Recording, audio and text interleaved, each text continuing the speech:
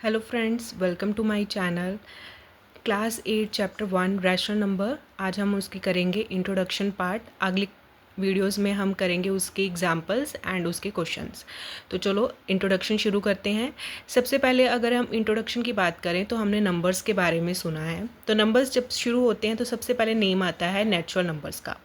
Natural numbers क्या होते हैं? नेचुरल नंबर्स वो नंबर्स जो 1 से शुरू होकर इन्फिनिटी तक जाते हैं, जैसे कि हमारी जो काउंटिंग है that is 1 2 3 4 5 up to so on infinity तक जाएगी। उसके बाद एक नया नंबर ऐड हो गया दैट इज़ ज़ीरो, जिसको फिर से हमने क्या नेम दे दिया? होल नंबर्स नेम दे दिया, जिसमें ज़ीरो इंक्लूड हो गया दैट इज़ 0 1 2 और सब कहाँ तक जाएगा? इन्फिनिटी तक जाएगा।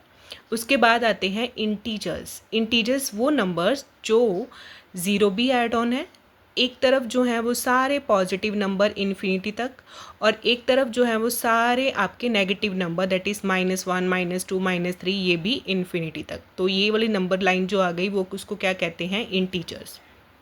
उसके बाद हमारा नंबर आया रैशनल नंबर्स, जिसके बारे में हम इस चैप्टर में पढ़ेंगे कि रैशनल नंबर्स होते क्या हैं।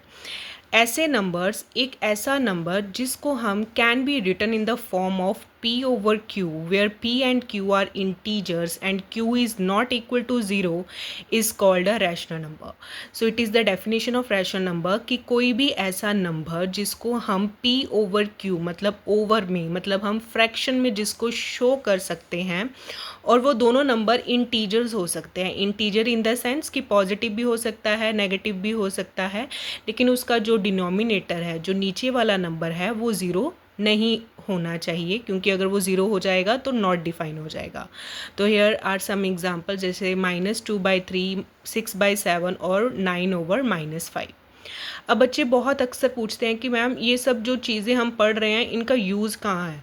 मैथ्स में हम सब चीज़ें पढ़ा देते हो पर कहीं पे हम यूज़ नहीं कर पाते। तो उनकी क्यूरोसिटी के लिए कि इनकी एप्लीकेशन कहाँ कहाँ पे होती है रैशनल नंबर्स की। तो जितने भी मेजर्स हैं, कितने भी यूनिट्स हम मेजर करते हैं, उसमें ये चीज़ यूज़ होती है। फाइनेंस और इकोनॉमिक्स के जितने भी चीज़ें हैं उनमें ये रैशनल नंबर्स यूज़ होते हैं। कुकिंग की रेसिपीज़ में यूज़ होता है, कितने पार्ट का आप ये चीज़ डालो, ये चीज़ डालो। प्रोबेबिलिटी और स्टैटिक्स में यूज़ होता है कि जितने भी हमारे स्टैटिक्स वाले हैं। मेडिसिन्स में यूज़ होता है कि इतने पार्ट की ये चीज़ डाली है। कंस्ट्रक्शन में यूज़ होता है। तो देयर आर सम एप्लीकेशंस, और भी बहुत ज़्यादा हैं, लेकिन ये कुछ पर्टिकुलर एप्लीकेशंस हैं जहाँ पे हम रैशनल नंबर यूज़ करते हैं। उसके बाद आती हैं प्रॉपर्टीज़ ऑफ रैशनल नंबर्स, कि यहाँ इस हमने ये तो पढ़ लिया रैशनल नंबर्स क्या होते हैं, अब इसकी प्रॉपर्टीज़ क्या हैं।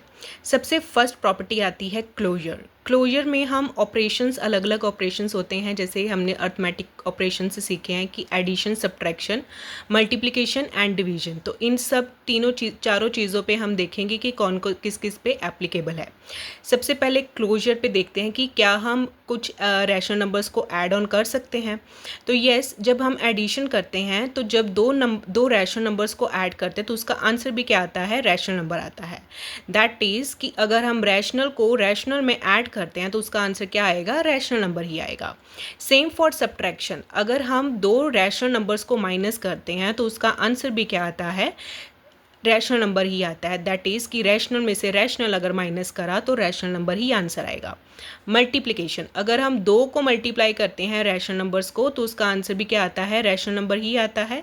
दैट मीन्स कि rational multiply by rational is equal to rational number. लेकिन अगर हम डिवाइड करते हैं, क्योंकि हम जो लास्ट वाला नंबर है, डिनोमिनेटर जो है वो हम ज़ीरो नहीं ले सकते, दैट इज़ वाई जो है डिवीजन में ये चीज़ एप्लीकेबल नहीं होती है, कि ये क्लोजर नहीं रहता, जिसको हम नॉट डिफाइन नाम देते हैं। तो इस प्रॉपर्टी का ये क्रक्स बना कि जो रैशनल नंबर्स हैं आर क्लोज्ड, क्लोजर को क्लोज्ड बोलते हैं, कि closed under the operations of कौन कौन से? 3 ऑपरेशन पे, that is addition, subtraction and multiplication.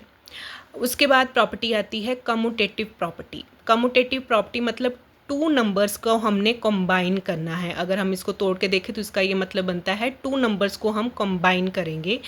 Addition में ये एप्लीकेबल है और मल्टीप्लिकेशन में एप्लीकेबल है। एडिशन में कैसे एप्लीकेबल है? That is a plus b. तो उसका चाहे हम a प्लस बी करें चाहे हम b प्लस a करें तो उसका आंसर क्या आता है? सेम आता है। मतलब चाहे मैं ये वाला नंबर -6/5 इधर लिखूँ प्लस -8/3 लिखूँ, चाहे इस नंबर को आगे लिखूँ और ये नंबर पीछे कर दूँ, तो उसका आंसर क्या आएगा, सेम ही आएगा। सेम फॉर मल्टीप्लिकेशन, चाहे a इंटू बी करो चाहे b इंटू ए करो, तो उसका आंसर क्या आता है, सेम आता है। मतलब ये नंबर चाहे इसके साथ मल्टीप्लाई करूँ चाहे इसको आगे लिखकर इसके साथ मल्टीप्लाई करूँ, आंसर क्या आएगा, सेम आएगा।